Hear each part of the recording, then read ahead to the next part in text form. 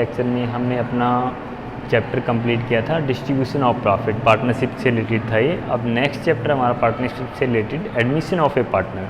Admission of A partner, जैसे last chapter में हमने डिस्कस किया था कि ए और बी पर्सन, हम एग्जांपल ले रहे हैं, ए और बी दो पर्सन हैं जिन्होंने मिलकर के पार्टनरशिप स्टार्ट की।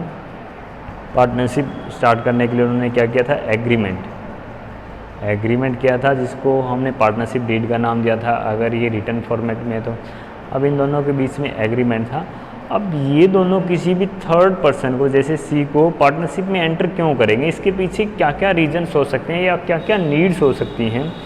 जब एक पार्टनरशिप फॉर्म में किसी नए पार्टनर को एडमिशन दिया जाता है तो उसके पीछे के रीज़न क्या क्या हो सकते हैं। सबसे पहला रीज़न हो सकता है कि बिज़नेस को आपको एक्सपेंड करना हो। अगर आप बिज़नेस एक्सपेंड करना चाहते हो, बिजनेस एक्सपेंशन के लिए आपको क्या चाहिए, कैपिटल की रिक्वायरमेंट होगी। आपको कैपिटल की रिक्वायरमेंट होती है आपको बिजनेस एक्सपेंशन के लिए। अब जो कैपिटल की रिक्वायरमेंट है बिजनेस एक्सपेंशन के लिए, अगर वो कैपिटल की रिक्वायरमेंट ए और बी दोनों मिल करके फुलफ़िल नहीं कर सकते, उनके पास इतना फंड अवेलेबल नहीं है, तो वो किसी थर्ड पर्सन की तरफ देखते हैं कैपिटल की रिक्वायरमेंट को फुलफ़िल करने के लिए कि किसी थर्ड पर्सन को हम पार्टनरशिप में एंटर करवा लेते हैं और उससे हम एज ए कैपिटल पैसा मंगवाएंगे और उस पैसे से हम बिज़नेस को एक्सपेंड कर सकते हैं। तो पहला रीज़न तो ये हो सकता है कि आपको मोर कैपिटल की रिक्वायरमेंट है अपने बिज़नेस को एक्सपेंड करने के लिए, ठीक है। तो एक तो रीज़न ये हो सकता है बिज़नेस का एक्सपेंशन और उस कारण आपको कैपिटल की रिक्वायरमेंट। और दूसरा रीज़न जो हो सकता है पार्टनरशिप फॉर्म में एक न्यू पार्टनर की एंट्री के लिए, वो हो सकता है कि आपको बिजनेस को ऑपरेट करने के लिए किसी एक्सपीरियंस पर्सन की रिक्वायरमेंट हो। आपको बिजनेस को ऑपरेट करने के लिए किसी एक्सपीरियंस पर्सन की रिक्वायरमेंट हो।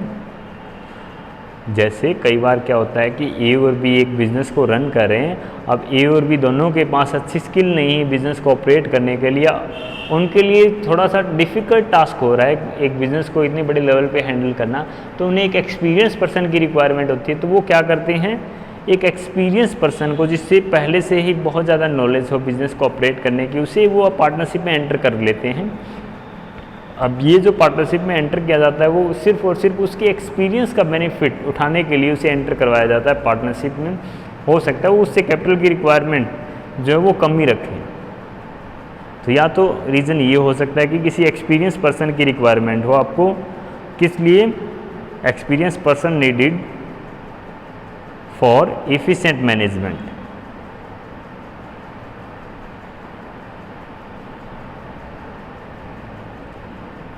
तो दूसरा रीज़न आपका पार्टनरशिप फॉर्म में किसी नए पार्टनर की एंट्री के लिए ये हो सकता है। एक और रीज़न ये हो सकता है कि आप किसी एक पर्टिकुलर पर्सन को पार्टनरशिप में इसलिए एंटर करवाना चाहते हो कि उसकी जो है गुडविल है पहले से ही, और वो एक रीनोड पर्सन है। इट मीन्स उसे लगभग सभी पर्सन जानते हैं, उसका अच्छा नाम है। जैसे जो हमारे एक्टर्स या जो स्टार्स या जो हमारे प्लेयर हैं, नेशनल प्लेयर, उनको सभी लोग जानते हैं। तो अगर उन्हें पार्टनरशिप फॉर्म में एंटर कर लिया जाता है तो इससे क्या होगा, पार्टनरशिप फॉर्म की गुडविल इंक्रीज होगी और उसकी सेल इंक्रीज हो जाएगी। तो कभी कभी इस पर्पज़ से भी हम किसी थर्ड पर्सन को अपनी पार्टनरशिप में एंटर कर लेते हैं कि उसकी गुडविल है पहले से, वो रीनोड पर्सन है, एक रेप्यूटेड पर्सन है। तो पार्टनरशिप में जो किसी नए पार्टनर की एंट्री है उसके पीछे का रीज़न ये भी हो सकता है कि आपको फर्म की जो है goodwill increase, for increasing goodwill. आप फर्म की गुडविल इंक्रीज करना चाहते हो किसके थ्रू, एक रेप्यूटेड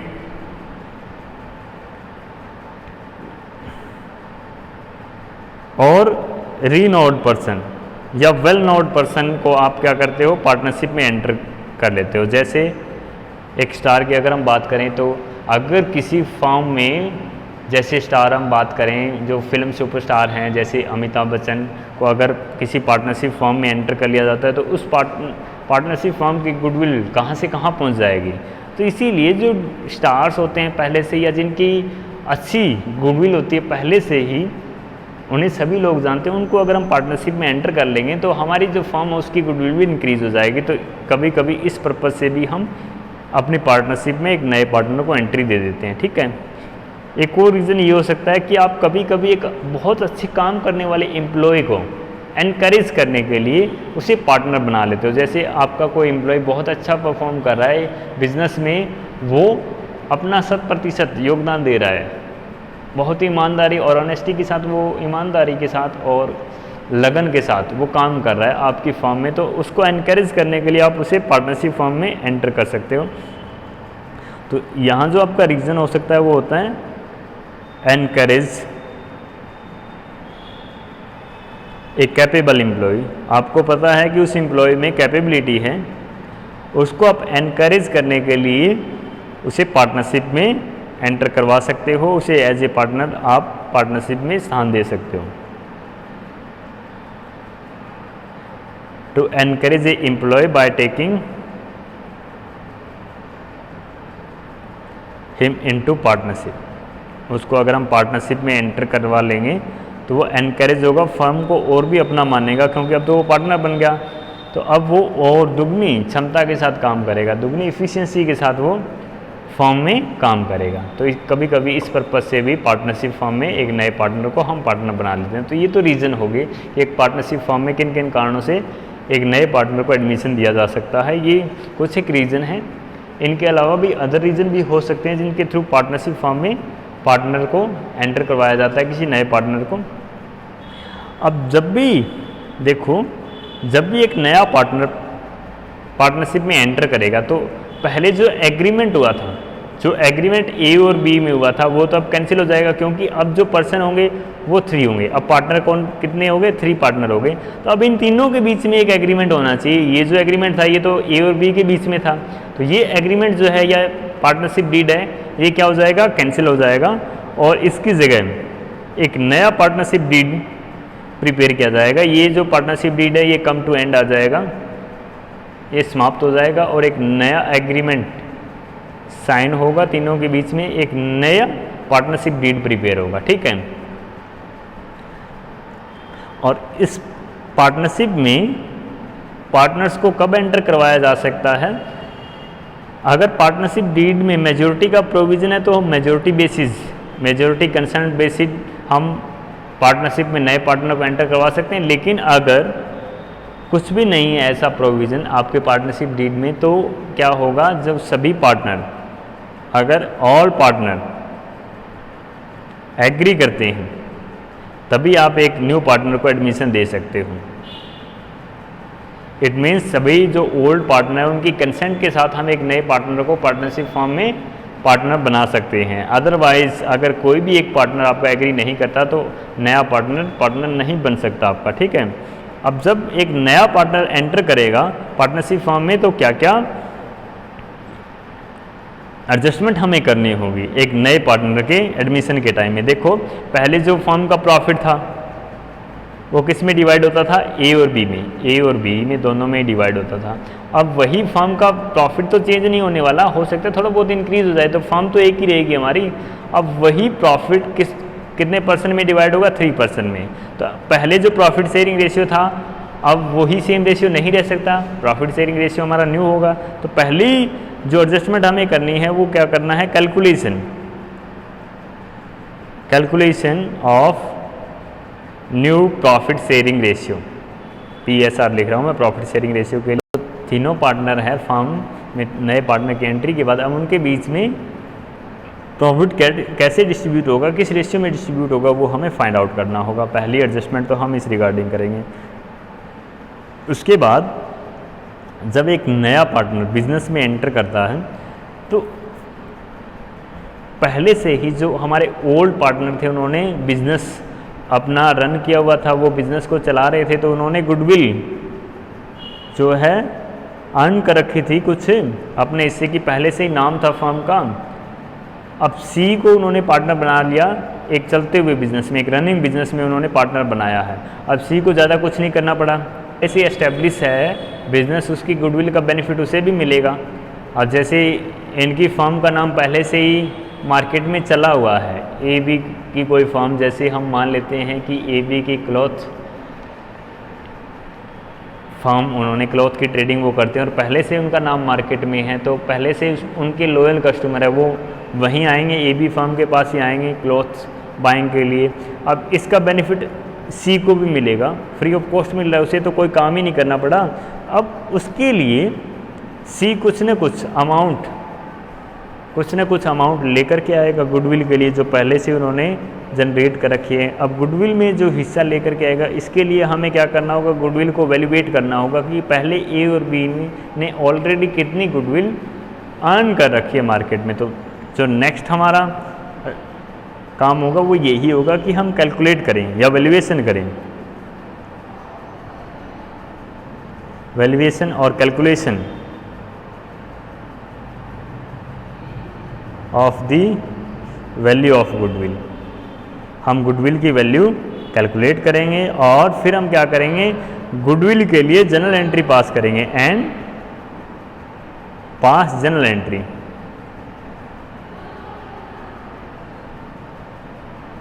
फॉर गुडविल, अब जो गुडविल हमने पहले से कमा ली है, जैसे हमारे गुडविल की वैल्यू हम निकालते हैं 1 लाख आती है ए और बी की। अब ए और बी ने कमाई है गुडविल, ये इसमें सी का कोई हिस्सा नहीं। अब सी को वो पार्टनर बना रहे हैं, तो कल को जब बिजनेस वो सेल करेंगे तो इस गुडविल के बदले में ए और बी और सी को कुछ ना कुछ मिलेगा, तो उसमें से हिस्सेदार सी भी होगा। तो इसीलिए हम सी से क्या करते हैं, गुडविल के लिए पहले से ही कैश मंगवा लेते हैं।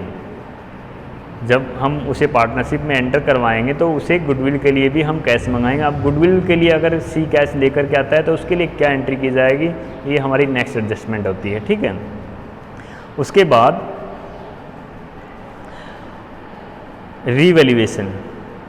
Revaluation of assets and liabilities. अब ये क्यों नेसेसरी है, अब जब ए और बी सी को पार्टनरशिप में एंटर करवा रहे हैं, तब ए और बी का कहना है कि हमारे पास जो एसेट्स है वो तो है 10 लाख की। ए और बी का कहना है एसेट्स की वैल्यू है 10 लाख, और उनके अकाउंट से भी यही शो हो रहा है कि उनके एसेट्स की वैल्यू 10 लाख है, और लायबिलिटी की जो वैल्यू है वो है 3 लाख। अब ये ए और बी के अकाउंट शो कर रहे हैं और उनका भी यही कहना है, लेकिन सी चाहता है कि जब वो पार्टनरशिप में एंटर करे उसे ये लगता है कि एसेट्स की वैल्यू एक्चुअल में 10 लाख नहीं है। उनकी बुक में ज़रूर शो हो रही है 10 लाख वैल्यू ए और बी की, लेकिन उसकी बुक्स में ये वैल्यू 10 लाख नहीं है। तो क्या होगा, रीवैल्यूएशन होगा। अगर वो 10 लाख मान करके पार्टनरशिप में एंटर कर जाए तो उसे लॉस हो सकता है। अब जैसे फॉर एग्जांपल एक एग्जांपल हम ले लेते हैं कि एक मशीनरी उन्होंने बाय की थी।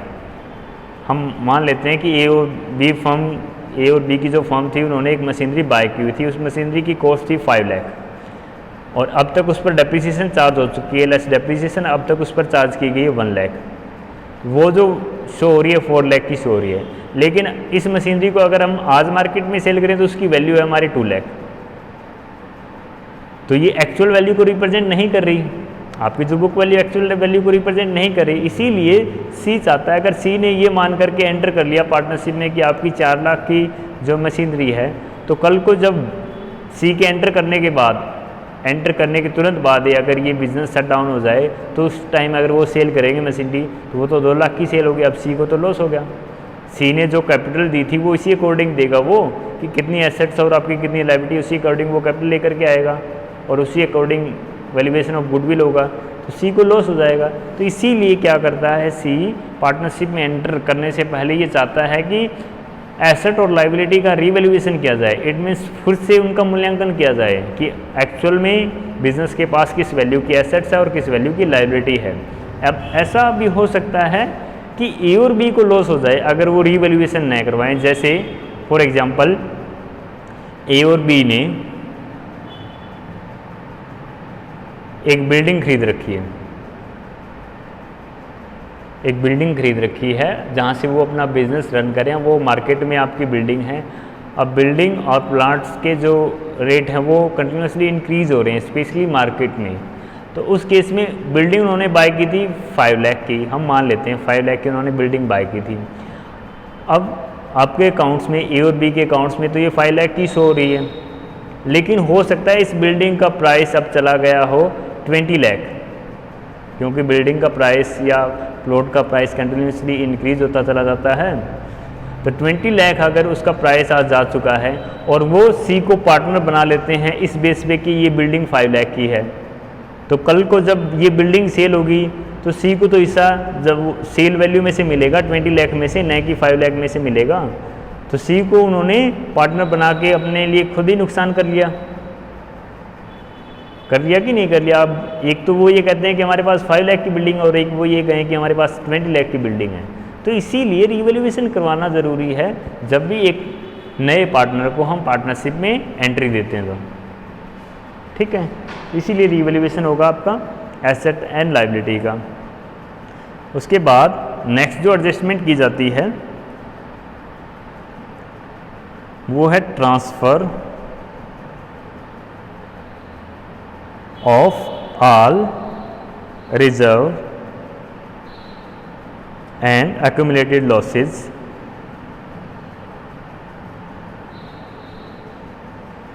accumulated profit and loss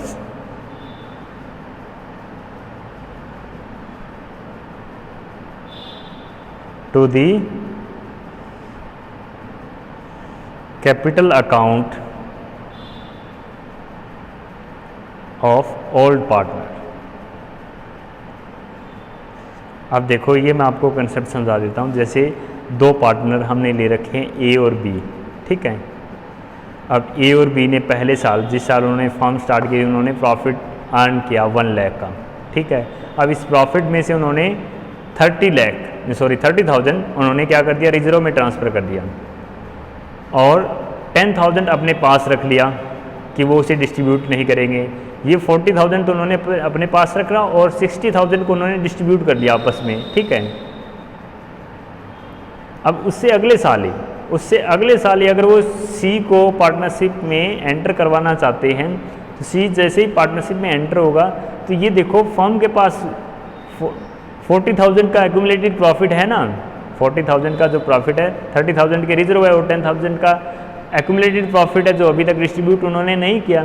तो ये जो प्रॉफिट है उसमें भी हिस्सेदार बन जाएगा आगे की डेट के लिए सी। तो जैसे ही पार्टनरशिप में वो एंटर करता है, जैसे हम मान लेते हैं कि फर्स्ट 2020 से वो पार्टनरशिप में एंटर करता है और ये 2019 का प्रॉफिट है, तो 2020 के बाद फर्म की चाहे जो भी एसेट्स लायबिलिटी हो उसमें पार्टनर बन जाएगा सी इसी डेट से। तो कल को अगर हमने ये पहले ही डिस्ट्रीब्यूट नहीं किया तो कल को सी जो है इसमें से भी हिस्सा मांगेगा, इस एक्यूमुलेटेड प्रॉफिट में से भी हिस्सा मांगेगा। लेकिन सी ने इसमें कोई योगदान नहीं दिया, वो प्रॉफिट कमाया तो किसने, ए और बी ने कमाया। अगर ये 1 लाख उसी टाइम डिस्ट्रीब्यूट कर लेते तो वो उन्हीं के हिस्से आता, लेकिन उन्होंने डिस्ट्रीब्यूट नहीं किया हुआ अब तक।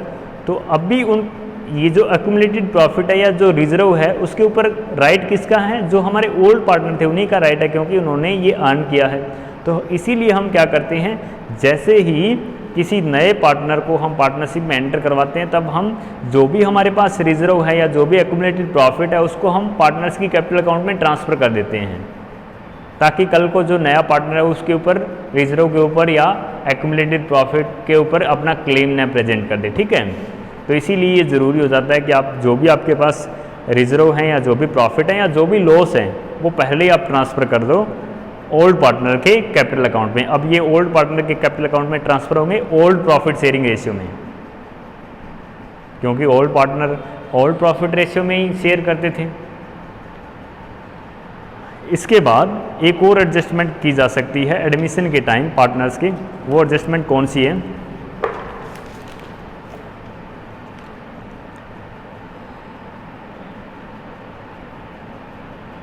Adjustment of capital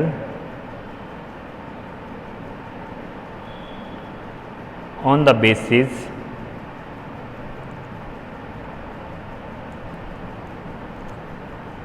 of new profit sharing ratio।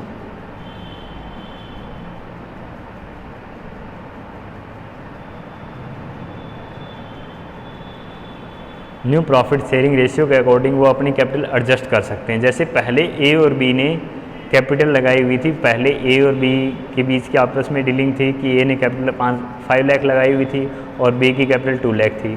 लेकिन उन्होंने सी को पार्टनर बना लिया, अब सी कैपिटल लेकर के आया 1 लाख। इन फ्यूचर वो ये डिसाइड कर सकते हैं कि इनका जो न्यू प्रॉफिट शेयरिंग रेशियो होगा उसी अकॉर्डिंग इनकी कैपिटल हो। जैसे अगर न्यू प्रॉफिट शेयरिंग रेशियो उनका 1:1 होता है, इट मीन्स सभी में इक्वली डिस्ट्रीब्यूट होता है प्रॉफिट, तो सभी की कैपिटल के बीच में भी जो रेशियो वो इक्वल होना चाहिए, तो वो एडजस्ट कर सकते हैं अपनी कैपिटल को न्यू प्रॉफिट शेयरिंग रेशियो के अकॉर्डिंग। ठीक है, तो ये एडजस्टमेंट की जाती है एक नए पार्टनर के एडमिशन के टाइम। अब हम इसमें से सबसे पहली एडजस्टमेंट करने जा रहे हैं, discuss calculation of new profit sharing ratio. New profit sharing ratio हम कैसे कैलकुलेट करेंगे। देखो ए और बी दो पार्टनर थे एक फॉर्म में पहले, अब सी को हमने पार्टनर बना लिया। पहले जो प्रॉफिट डिस्ट्रीब्यूट होता था ए और बी में ही होता था, प्रॉफिट जो डिस्ट्रीब्यूट होता था ए और बी में ही डिस्ट्रीब्यूट होता था। अब कुछ हिस्सा जो है ए सेक्रीफाइस करेगा, कुछ हिस्सा ए के द्वारा सेक्रीफाइस किया जाएगा, कुछ हिस्सा ए छोड़ेगा अपने हिस्से में से, और कुछ हिस्सा बी छोड़ेगा अपने हिस्से में से, कुछ बी सेक्रीफाइस करेगा। ये ज़रूरी नहीं है कि ए और बी दोनों सेक्रीफाइस करें, हो सकता है ए ही सेक्रीफाइस करे, बी सेक्रीफाइस कुछ भी ना करे। वो तो डिपेंड करता है कि पार्टनरशिप एग्रीमेंट की टर्म एंड कंडीशन क्या है। लेकिन कुछ न कुछ वो सेक्रीफाइस, दोनों पार्टनर में से कोई ना कोई एक पार्टनर कुछ न कुछ अपने प्रॉफिट को सेक्रीफाइस करेगा, और वो प्रॉफिट फिर किसे दिया जाता है, सी को दिया जाता है।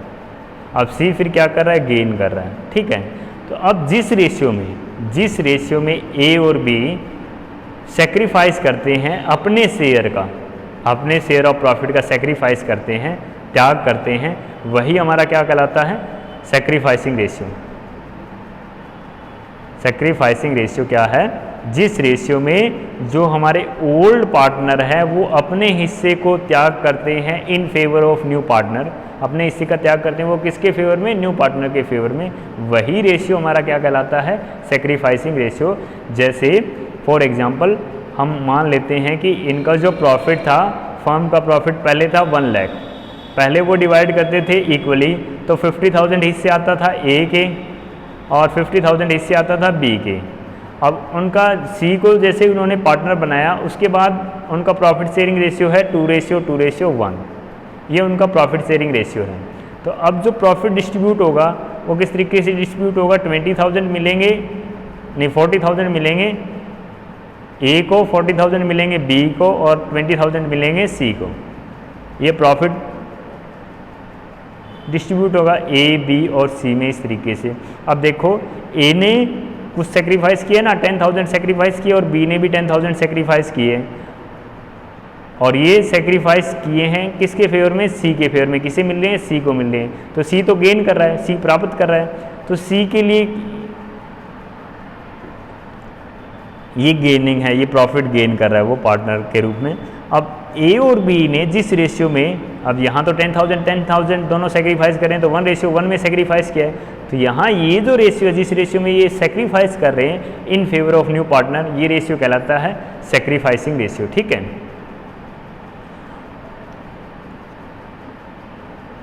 न्यू रेशियो आपको पता ही है, ये हमारा न्यू रेशियो कहलाएगा, जिस रेशियो में न्यू पार्टनर की एंट्री के बाद सभी पार्टनर्स जिस रेशियो में प्रॉफिट शेयर करते हैं वही हमारा न्यू रेशियो है।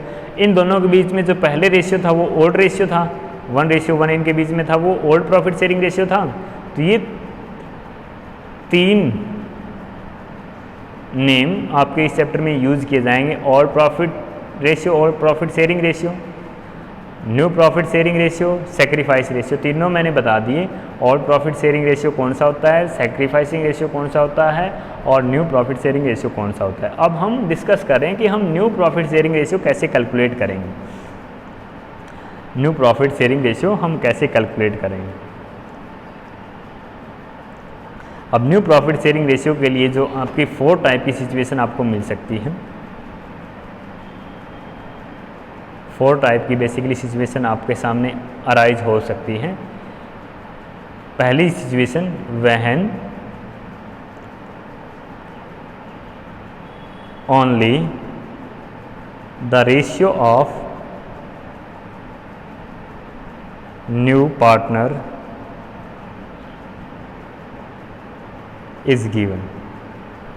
अगर सिर्फ और सिर्फ आपको नए पार्टनर का रेशियो दे दिया जाता है, फिर आप न्यू प्रॉफिट शेयरिंग रेशियो कैसे कैलकुलेट करोगे। और जैसे इसी पे बेस हम साथ के साथ क्वेश्चन भी सोल्व करते चलते हैं। इस पे बेस एक क्वेश्चन आपको दिया गया है, जिस क्वेश्चन में आपको कहा जाता है कि A B and C partner हैं, A B and C partner हैं, वो प्रॉफिट शेयर करते हैं 3:2:1 में, वो प्रॉफिट शेयर करते हैं। ठीक है, अब उन्होंने एक नए पार्टनर को एंटर किया पार्टनरशिप में डी को। ठीक है, और डी को एडमिट किया गया, D was admitted in the firm as a new partner for 1/6 share. D जो है 1/6 शेयर के लिए पार्टनरशिप में एंटर किया गया। अब आपको कैलकुलेट करना है न्यू प्रॉफिट शेयरिंग रेशियो। तो अब आपको क्वेश्चन की स्टेटमेंट में जो इन्फॉर्मेशन दे रखी है वो क्या दे रखी है, ओल्ड प्रॉफिट शेयरिंग रेशियो आपको गिवन है, और सिर्फ आपको नए पार्टनर का रेशियो बताया गया कि नए पार्टनर को प्रॉफिट में कितना हिस्सा मिलेगा, ये आपको बताया गया है। तो इस तरीके के क्वेश्चन को आप कैसे सोल्व करोगे, देखो इस तरीके के क्वेश्चन को हम इस तरीके से सोल्व करते हैं कि नए पार्टनर का हिस्सा तो हमें दे ही दिया, अब बाकी नए पार्टनर का हिस्सा देने के बाद टोटल प्रॉफिट में से जितना प्रॉफिट रहता है वो किस रेशियो में शेयर करेंगे, ओल्ड पार्टनर अपने ओल्ड रेशियो में। ठीक है, तो इसी के बेस पे फिर हम नया प्रॉफिट शेयरिंग रेशियो कैलकुलेट करते हैं। कैसे कैलकुलेट करेंगे, सबसे पहले हम क्या करेंगे, late total profit of the firm is 1। हम टोटल प्रॉफिट फर्म का मान लेते हैं 1। डी का शेयर हमें दे रखा है, D share in profit is 1/6। अब 1 का 1/6 हम निकालेंगे, 1/6 ही आएगा। 1 इंटू में 1/6 जब हम करेंगे तो ये 1/6 ही आएगा। तो डी को जो हिस्सा मिलना है प्रॉफिट में से वो 1/6 मिलना है। अब रिमेनिंग प्रॉफिट हम निकाल लेते हैं, remaining profit after D share, D के शेयर के बाद रिमेनिंग प्रॉफिट हमारा कितना रहेगा, टोटल प्रॉफिट 1 था, 1 में से 1/6 हम लेस कर देंगे, रिमेनिंग जो प्रॉफिट हमारा आया वो 5/6 आया। अब 5/6 को डिवाइड करेंगे ओल्ड पार्टनर किस रेशियो में, जिसमें वो पहले डिवाइड करते थे। अब जो प्रॉफिट रहा ओल्ड पार्टनर के लिए यही अवेलेबल है, अब इसको पहले इस रेशियो में डिवाइड करते थे तो अब भी इसी रेशियो में डिवाइड कर लेंगे। अब इस रेशियो के अकॉर्डिंग हम ए का शेयर निकाल लेंगे, ए शेयर इन प्रॉफिट, ए का शेयर कितना होगा प्रॉफिट में, 5/6 का पहले उसे कितना मिलता था, 3 + 2 5, 5 + 1 6, 3/6 उससे मिलता था। 5/6 का हम 3/6 कैलकुलेट करेंगे तो इस तरीके से हमारे पास आ जाएगा 15/36। ये जो हिस्सा है ये ए का हिस्सा है, डी प्रॉफिट में से डी को एंटर करवाने के बाद पार्टनरशिप में उसे ए को जो मिलेगा, अगर टोटल प्रॉफिट हमारा 1 है तो ए को ये हिस्सा मिलेगा प्रॉफिट में से। इसी तरीके से हम बी का हिस्सा निकाल लेंगे, B share in profit, B को कितना मिलना है, 5/6 का उसे मिलना है 2/6, 2/6 जब हम निकालेंगे 10/36, बी का शेयर ये आ गया। इसी तरीके से हम सी का निकालेंगे, सी शेयर इन प्रॉफिट, सी का शेयर 5/6 इंटू में 1/6 जो कि आपका आ गया 5/36।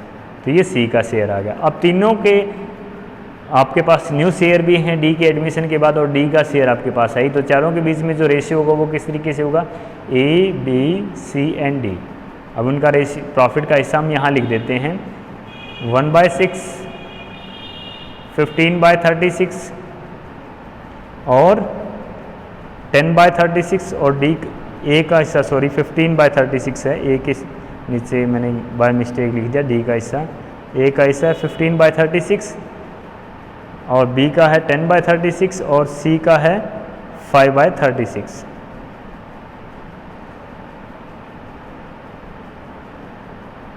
और डी का है 1/6, या हम इसको लिख सकते हैं 1/6 हमारा इक्वल है 6/36। अगर हम दोनों तरफ ऊपर और नीचे दोनों तरफ 6 से मल्टीप्लाई कर दें तो हमारे पास जो आंसर आएगा वो यही आएगा 6/36। तो हम 1/6 को ये भी लिख सकते हैं 6/36। ठीक है, तो अब इनके बीच में जो रेशियो है 15:10:5:6, ये इनके बीच का न्यू रेशियो, इसको हम और भी कैंसिल कर सकते हैं, नहीं कर सकते हम, आगे कैंसिल नहीं होगा। तो इनके बीच में जो न्यू प्रॉफिट शेयरिंग रेशियो आया वो ये आया। तो इस तरीके से आपको new profit sharing ratio calculate करना है अगर पहली सिचुएशन आपके सामने है, ठीक है, जब आपको केवल नए पार्टनर का हिस्सा दे रखा है प्रॉफिट में से, ठीक है। दूसरी सिचुएशन आपके सामने क्या हो सकती है? दूसरी सिचुएशन आपके सामने हो सकती है, some time new partner purchase his share from the old partner equally. New partner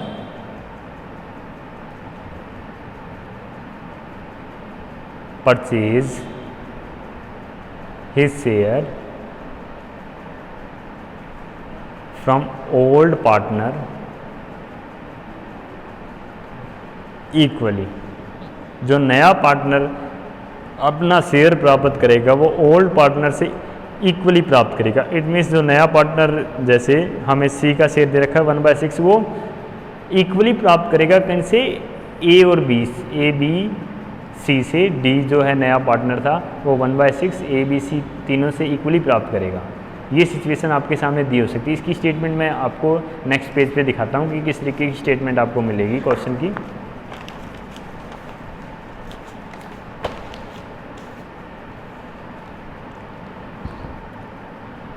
जैसे आपको एग्जाम्पल दिया गया है कि राम और श्याम पार्टनर थे।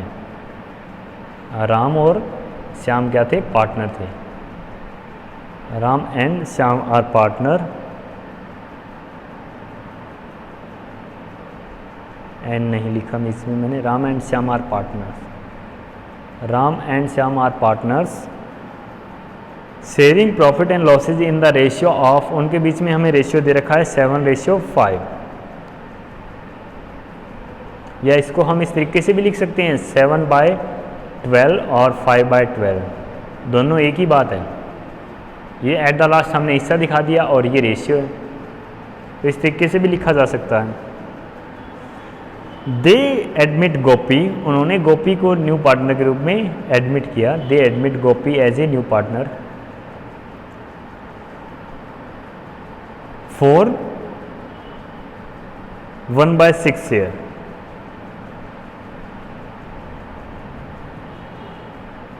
वन बाय सिक्स शेयर के लिए उसे एडमिट किया। इट मीन्स उसे प्रॉफिट में से हिस्सा मिलेगा 1/6।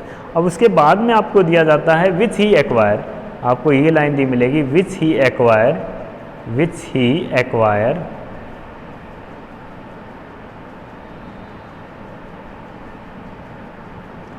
Equally from Ram and Shyam. जो ओल्ड पार्टनर थे उनसे वो इक्वली प्राप्त करता है। अब इस तरीके के क्वेश्चन आपको कैसे सोल्व करने हैं, देखो गोपी का जो हिस्सा है, गोपी शेयर इन प्रॉफिट, वो क्या दे रखा है हमें 1/6। अब गोपी जो है इक्वली एक्वायर करता है, तो गोपी जो शेयर एक्वायर करेगा, share acquired by Gopi from Ram. Ram से कितना शेयर एक्वायर करेगा, वो इक्वली एक्वायर करता है, तो इसका हाफ हिस्सा वो किससे लेगा, गोपी से लेगा, और इसका हाफ हिस्सा सॉरी गोपी तो ये खुद है, गोपी जो है हाफ हिस्सा राम से प्राप्त करेगा और हाफ हिस्सा श्याम से प्राप्त करेगा इक्वली। तो इसका हाफ करने के लिए हम क्या करते हैं, इसको 2 से डिवाइड करते हैं। अगर हम इसे 2 से डिवाइड करेंगे तो जब हम आगे मल्टीप्लाई में लेके आएंगे तो ये क्या आ जाएगा 1/2 लिख सकते हैं हम इसे, 2/1 है तो ये। तो हम जो एक्वायर प्रोपोर्शन है वो कैसे निकालेंगे, 1/6 का हाफ 1/2 होगा, वो एक्वायर करता है किससे, गोपी से। तो गोपी से कितना प्रॉफिट एक्वायर वो करता है, 1/6 का 1/2, वो हमारा इक्वल हो जाएगा 1/12। तो 1/12 वो एक्वायर करेगा गोपी राम से, और श्याम से कितना एक्वायर करेगा, शेयर एक्वायर बाय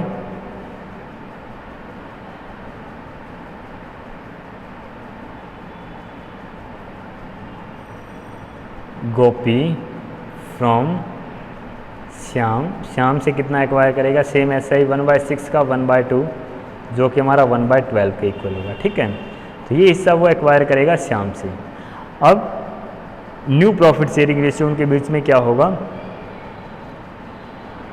अब हम निकालेंगे राम का share, Ram share, Ram new share हम लिख सकते हैं इसे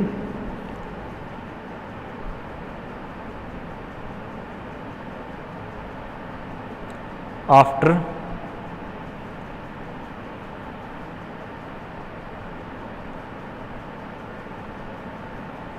सेक्रीफाइसिंग लिख सकते हैं हम, सेक्रीफाइसिंग या सरेंडिंग,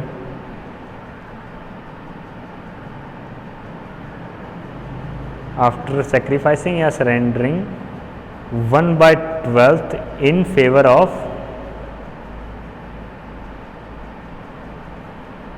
गोपी, गोपी के फेवर में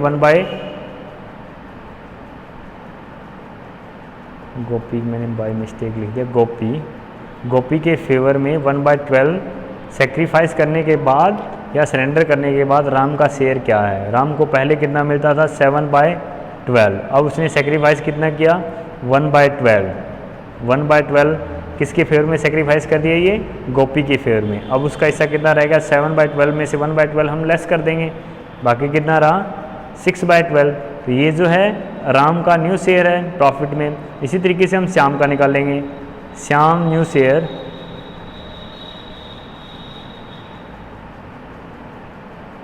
after surrendering 1/12 in favour of Gopi, Gopi के फेवर में 1/12 सेक्रीफाइस करने के बाद या सरेंडर करने के बाद उसका शेयर कितना रहता है, उसका शेयर पहले कितना था 5/12, माइनस हम कर देंगे 1/12 जो उसने गोपी के फेवर में सरेंडर कर दिया। अब अगर हम माइनस करते हैं तो ये इसका न्यू आ जाता है 4/12, ये उसका श्याम का न्यू शेयर है। अब हमारे पास तीनों के न्यू शेयर हैं, राम, श्याम एंड गोपी, इन तीनों के न्यू शेयर, राम का 6/12, श्याम का 4/12 और गोपी का हिस्सा आपको दे रखा है 1/6, 1/6 या आप इसको लिख सकते हो 2/12 भी लिख सकते हो आप इसे, दोनों तरफ अगर आप 2 से मल्टीप्लाई करोगे ऊपर और नीचे तो ये 2/12 आ जाएगा। अब इनके बीच में जो प्रॉफिट शेयरिंग रेशियो वो 6:4:2 है, इसको अगेन आप लिख सकते हो 3:2:1, 2 से कैंसिल कर दो, 2 इनमें से कॉमन निकाल लोगे तो 3, 2 and 1, तो ये इनका न्यू प्रॉफिट शेयरिंग रेशियो आ जाता है। ये सिचुएशन नंबर 2 है। अब सिचुएशन नंबर 3 जो मैंने आपको बताई थी कि 4 सिचुएशन होगी, सिचुएशन नंबर 3 हम डिस्कस करने जा रहे हैं। थर्ड सिचुएशन है वो हम डिस्कस कर लेते हैं। थर्ड सिचुएशन में हमें क्या दिया मिलेगा, some time new partner purchase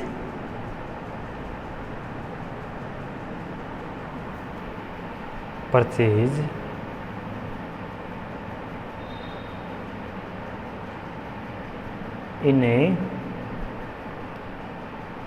particular ratio, एक पर्टिकुलर रेशियो में वो परचेज करता है। इस अकॉर्डिंग अगर आपको स्टेटमेंट दी मिलती है तो आप कैसे कैलकुलेट करोगे। जैसे जो लास्ट एग्जांपल हमने डिस्कस किया था उसमें क्या था, गोपी जो न्यू पार्टनर है वो 1/6 शेयर के लिए एडमिट किया गया था। पहले हमारे पास राम और श्याम 2 पार्टनर थे, 1/6 शेयर के लिए गोपी को एडमिट किया गया था। अगर क्वेश्चन में हमें ये दे दिया जाता है कि Gopi admit for 1/6 share and which he take या विच ही एक्वायर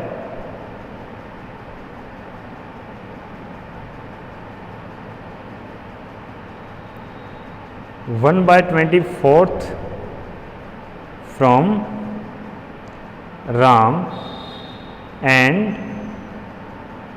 1/8 from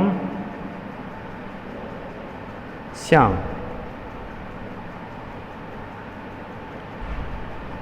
अगर 1/24 वो राम से प्राप्त करता है और 1/8 श्याम से प्राप्त करता है तो आप न्यू रेशियो कैलकुलेट करो। अब ये जो देखो हमें पर्टिकुलर रेशियो दे रखा है कि किस रेशियो में वो प्राप्त करता है राम और श्याम से अपना शेयर। अब इन दोनों को ऐड करके आपको एक बार चेक कर लेना है 1/24 प्लस 1/8 इज इक्वल टू 1/6 आता है कि नहीं आता, चेक कर लेना। अगर यही आता है फिर आपको क्या करना है, डायरेक्टली लेस करना है ये वाला पोर्शन राम के शेयर से और ये वाला पोर्शन श्याम के शेयर से, तब आपका न्यू रेशियो निकल जाएगा। अब इनको जब हम ऐड करते हैं ये आ जाएगा आपका 3 + 1 4 4/24 1/6 के इक्वल ही आएगा। इनको जब हम ऐड करते हैं 1/6 आ जाता है। फिर हमें क्वेश्चन को आगे अपने बढ़ाना है। अब 1/24 वो किससे ले लेता है, राम से, और 1/8 वो लेता है श्याम से। अब हम कैलकुलेट कर सकते हैं Ram new share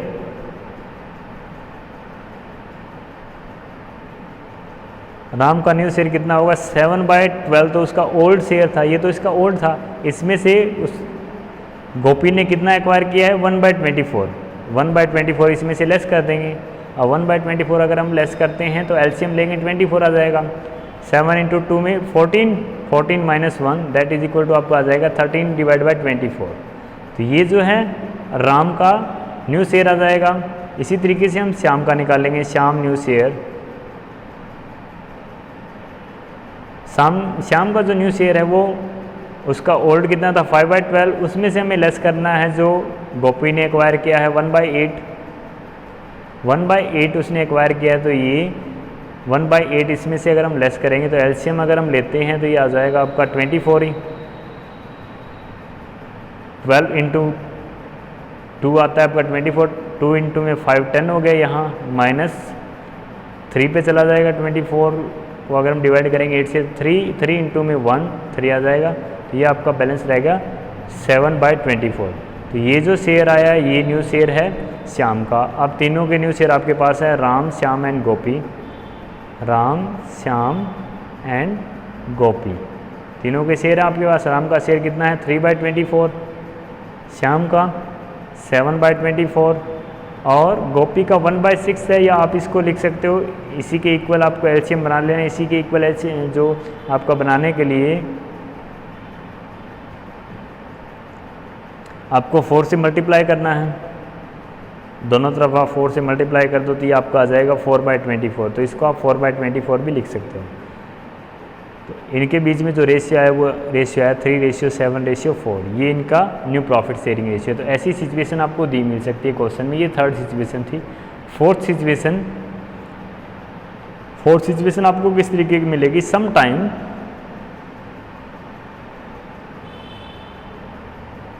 old partner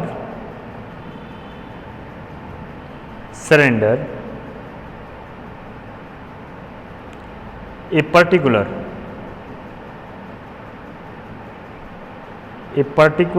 fraction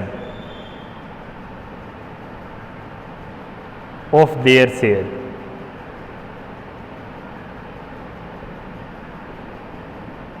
in favor of new partner।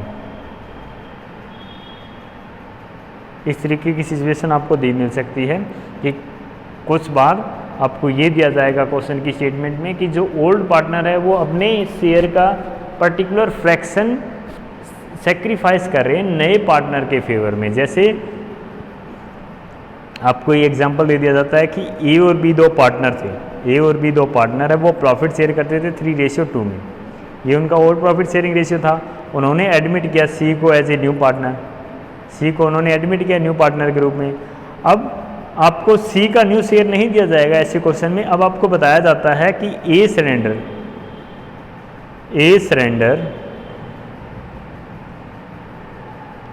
1/5 share of his profit in favour of C के फेवर में उसने अपने शेयर का 1/5 सरेंडर किया है। इसी तरीके से बी का सरेंडिंग आपको दिया मिलेगा, B surrender 2/5 share of his profit in favour of C. C के फेवर में उसने अपने शेयर का 2/5 जो है सरेंडर किया। अब क्वेश्चन की स्टेटमेंट आपको बस ध्यान से स्टडी करनी है कि उसने अपने शेयर का ए ने 1/5 और बी ने 2/5 सरेंडर किया है। उनका अपना शेयर कितना था 3/5 और 2/5। इसको हम क्या लिख सकते हैं 3/5 लिख सकते हैं और इसको लिख सकते हैं 2/5। तो इसका ए ने 1/5 और बी ने 2/5 सरेंडर किया। तो सी का शेयर हम निकाल लेते हैं, या हम निकालें ए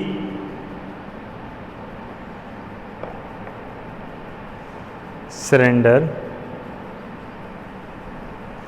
1/5 of his share in favor of C। C के शेयर में वो 1/5 अपने शेयर का सरेंडर करता है। ए का शेयर कितना था 3/5 शेयर था उसका। अब उसका 1/5 वो सरेंडर कर रहा है। 3/5 का 1/5 हम इसी तरीके से निकाल लेंगे। अब यहाँ जो वैल्यू आ जाएगी वो हमारी आ जाएगी 3/25। तो 3/25 वो सी को सरेंडर कर रहा है, ठीक है। जो प्रॉफिट है वो 3/25 सरेंडर कर रहा है ए, और बी क्या कर रहा है B surrender 2/5 of his share in favour of C. C के फेवर में वो 2/5 सरेंडर कर रहा है अपने शेयर का। उसका खुद का शेयर कितना था बी का 2/5 था, और उसका 2/5 वो सरेंडर कर रहा है। 2/5 का 2/5 हम निकाल लेंगे, ये आपका आ जाएगा 4/25। 4/25 वो सी को दे रहा है, ठीक है। अब सी का शेयर कितना होगा सी शेयर 3/25 तो वो किससे ले रहा है ए से, और 4/25 वो किससे ले रहा है बी से। तो उसका टोटल शेयर कितना आ गया 7/25। ये तो सी का शेयर है, ये आपको क्वेश्चन में नहीं दिया था, आपने सी का शेयर इस तरीके से निकाल लिया, ठीक है। अब आपको निकालना है ए और बी का शेयर। एज न्यू शेयर आप कैसे निकालोगे, एज न्यू शेयर कैसे निकालोगे आप। ए का पहले शेयर कितना था 3/5 था। अब उसमें से उसने सरेंडर कितना किया 3/25, तो वो हम लेस कर देंगे 3 में से 3/5 में से 3/25 हम लेस करेंगे तो एलसीएम हमारा 25 आ जाएगा। 5 पे चला जाएगा, 5 × 3 15 - 3 दैट इज इक्वल टू 12/25। इसी तरीके से बी का शेयर हम निकालेंगे, B is new share. B का पहले शेयर था 2/5, अब उसने सरेंडर कर दिया 4/25, तो 4/25 हम लेस कर देंगे। एलसीएम 25 आया हमारा, यहाँ आ गया 10 और यहाँ 4 10 - 4 दैट इज इक्वल टू 6/25। तो ये बी का न्यू शेयर है। ए बी और सी के बीच में जो न्यू रेशियो वो क्या होगा 12/25, 6/25 और 7/25। ये इनके बीच में न्यू रेशियो, इसको हम लिख सकते हैं 12:6:7, ठीक है। तो इस तरीके से आपको न्यू रेशियो फाइंड आउट करनी है। अगर चारों में से कोई भी एक सिचुएशन आपको दे दी जाती है तो वो क्वेश्चन की स्टेटमेंट समझ के आपको डील कर लेना, ठीक है। तो ये तो थे कैलकुलेशन ऑफ। अब जो हमें डिस्कस करना है वो करना है सैक्रिफाइसिंग रेशियो।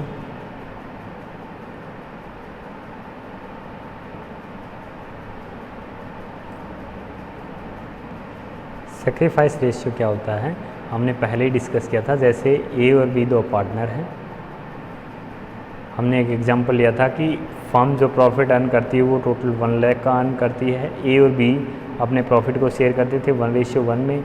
ये रेशियो उनका कहलाता है ओल्ड रेशियो। अब अगर उन्होंने सी को एज ए पार्टनरशिप में एंटर किया है तो न्यू रेशियो हम कैलकुलेट करेंगे।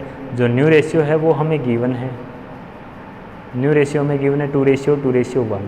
तो पहले तो उनके प्रॉफिट इससे आता था ए के 50,000 और बी के भी 50,000। अब न्यू रेशियो के अकॉर्डिंग अगर प्रॉफिट डिवाइड होगा तो उनके हिस्से आएंगे, ए के हिस्से आएगा 40,000, बी के हिस्से आएगा 40,000 और सी के हिस्से आ जाएगा 20,000। सी के जो हिस्से है वो 20,000 आ जाएगा, ठीक है। ये न्यू रेशियो के अकॉर्डिंग अगर हम इसी प्रॉफिट को डिवाइड करते हैं तो ठीक है। अब ए ने अपना हिस्सा त्यागा है किसके फेवर में, बी ने भी अपना हिस्सा त्यागा है किसके फेवर में, वो हिस्सा किसे मिलने वाला है, सी को मिलने वाला है। तो ए ने सरेंडर किए हैं या सेक्रीफाइस किया है 10,000 अमाउंट का, अगर हम अमाउंट की बात करें, और बी ने भी सेक्रीफाइस किया 10,000 अमाउंट का, तो ये अपने प्रॉफिट का शेयर वो सेक्रीफाइस कर रहे हैं, अपने प्रॉफिट का शेयर सेक्रीफाइस कर रहे हैं ना वो ए और बी, किसके फेवर में, सी के फेवर में। अब ये जिस रेशियो में सेक्रीफाइस करते हैं ए और बी, अपने प्रॉफिट को जिस रेशियो में सेक्रीफाइस करते हैं नए पार्टनर के फेवर में, वही रेशियो हमारा क्या कहलाता है, सेक्रीफाइसिंग रेशियो। इट मीन्स इस अमाउंट के बीच में जो रेशियो है, जैसे यहाँ रेशियो 1:1 है, 10,000 और 10,000 के बीच में रेशियो 1:1 ही आएगा हमारा, तो यहाँ जो सेक्रीफाइस रेशियो वो हमारा 1:1 है, ठीक है। तो ये जो रेशियो हमारा कहलाता है सेक्रीफाइसिंग रेशियो कहलाता है। अब इसे कैलकुलेट हम कैसे करेंगे, सेक्रीफाइस रेशियो कैलकुलेट करने का फॉर्मूला क्या है, sacrifice ratio is equal to आपका क्या होगा,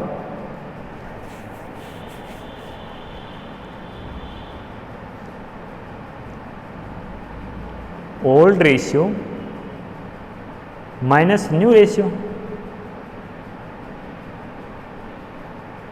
अब ये तो रेशियो कैलकुलेट करने का, अगर हमें अमाउंट कैलकुलेट करना हो तो हम कैसे कैलकुलेट करते हैं कि उन्होंने कितना अमाउंट सेक्रीफाइस किया। पहले उन्हें कितने मिलते थे, 50,000, अब उन्हें कितने मिल रहे हैं, 40,000। ये 10,000 हम कैसे निकाल सकते हैं, सेक्रीफाइसिंग अमाउंट ओल्ड जो था उसमें से न्यू लेस कर दें, तभी हमारे पास जो अमाउंट आएगा वो अमाउंट कौन सा होगा, सेक्रीफाइसिंग अमाउंट होगा।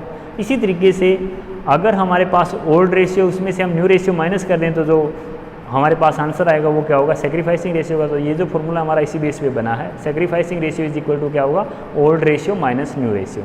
अब इसी के अकॉर्डिंग अगर हम कैलकुलेट करते हैं तो देखो ये 1:1 ही आएगा। कैसे आएगा, देखो ए का जो ओल्ड रेशियो था वो क्या था, 1/2 था।